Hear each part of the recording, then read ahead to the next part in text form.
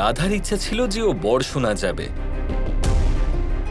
তাহলে কোথাও রাধার ইচ্ছা পূর্তির জন্য ওরা দুজন বর্ষণার দিকে চলে যায়নি তো? খুব ভালো, নিজেকে খুব চালাক ভাবো না তুমি কানাই। কিন্তু আমি হলাম তোমার দাদা, নিজের মনোবাসনা এমনি বিফলে যেতে দেব না। এবার তো খুব তাড়াতাড়ি দেখা হবে তোমার সাথে বর্ষণাতে।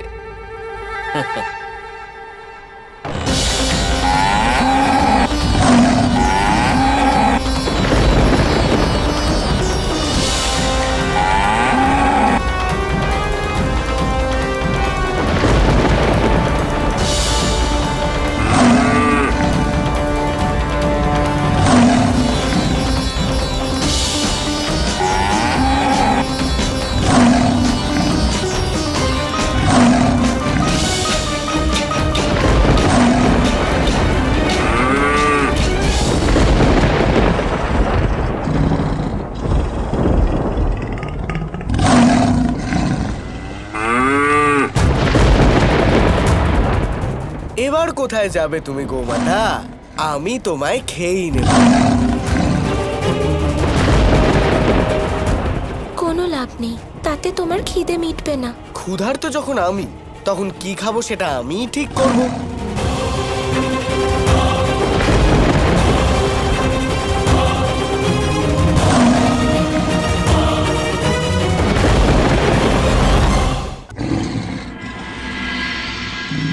আমার একটা শেষ ইচ্ছে আছে, সেটা পূর্ণ তো করতে দাও। কাউকে শেষ ইচ্ছা পূরণ করতে না দিয়ে মারা উচিত নয়।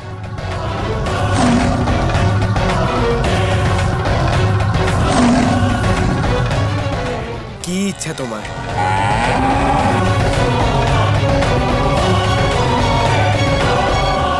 বর্ষণাতে আমার অনেক বাছুর আছে, তাদের শেষবারের মতো স্তনপান করাতে চাই। আমাকে যেতে দাও, কথা দিচ্ছি অবশ্যই ফিরে আসবো।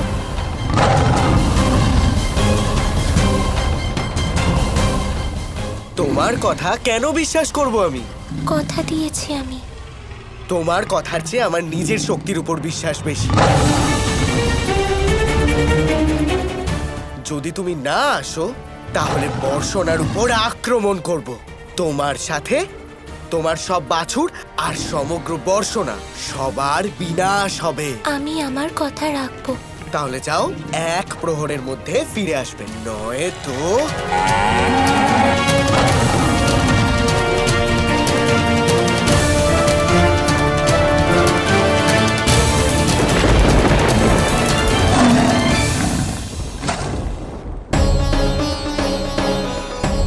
এটা দেবী রাধা কেমন প্রতিশ্রুতি দিলেন? নিজের বাছুরকে স্তন্যপান করিয়ে ফিরে আসবেন, নিজের প্রাণ দিয়ে দেবেন।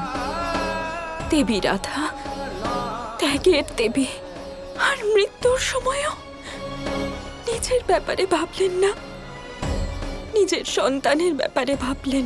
সেই জন্যই তো দেবী রাধাকে প্রেমের দেবী বলা হয়, কারণ দেবী রাধা ছাড়া এত বড় ত্যাগ, এত বড় বলিদান আর কেউ দিতে পারবেন না।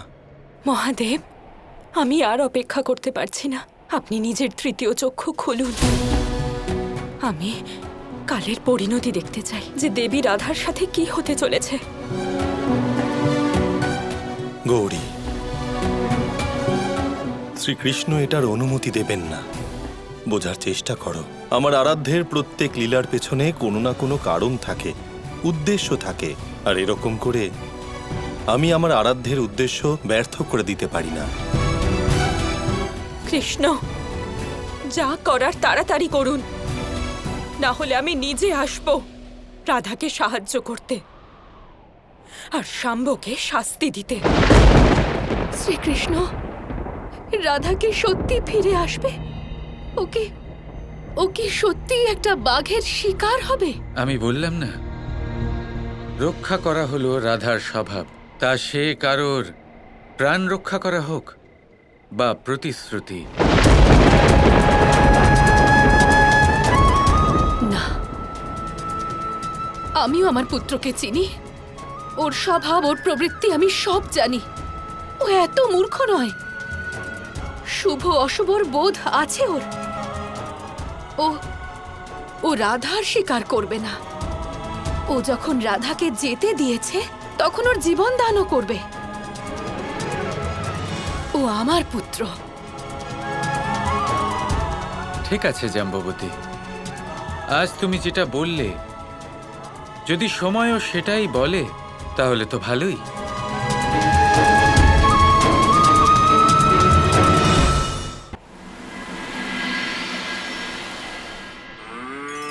কত বছর বাদে বর্ষণার মাটিতে পা দিলাম আমি।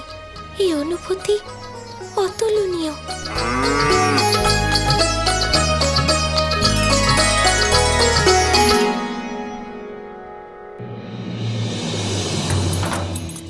সত্যি বর্ষণার কোনায় কোনায় রাধা কৃষ্ণের প্রেম আছে।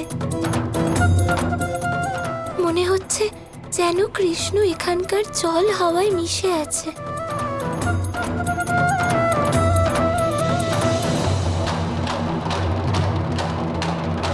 শ্রীকৃষ্ণ, আমিও এটাই অনুভব করছি, যেন আমি রাধার স্থান লাভ করেছি। কিন্তু তোমার জীবনেও কি কৃষ্ণের সেই স্থানই রয়েছে যে স্থান রাধার জীবনে কৃষ্ণের রয়েছে? রাধার থেকে অনেক বেশি। তুমি সেই বিষয়ে নিশ্চিত? তুমিও জানো জাম্ববতী যে এটা সত্যি নয়, আর হয়তো সেই জন্যই রাধার মতোই তুমি বর্ষণার কণায় কণায় কৃষ্ণকে অনুভব করতে পারছো না।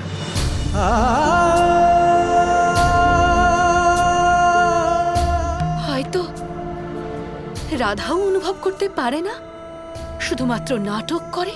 ঠিক আছে, কিন্তু নাটক তো দর্শকের সামনে করা হয় জাম্ববতী, আর এখানে দর্শক কোথায়? আর রাধা তো জানেও না যে আমরা এখানে আছি। বর্ষণার কোনায় কোনায় আমার আর কৃষ্ণের ভালোবাসার স্মৃতি আছে, তাই আমি এখানে আসতে চাইছিলাম। রাধা বর্ষণাতে শুধুমাত্র শ্রীকৃষ্ণের জন্য আসতে চেয়েছিল। এই ব্যাপারটা একটু বেশি হয়ে গেল না? যখন বিষয় কৃষ্ণকে নিয়ে, তখন রাধার কাছে কোনো কিছুই অধিক নয় জাম্ববতী, কিছুই নয়।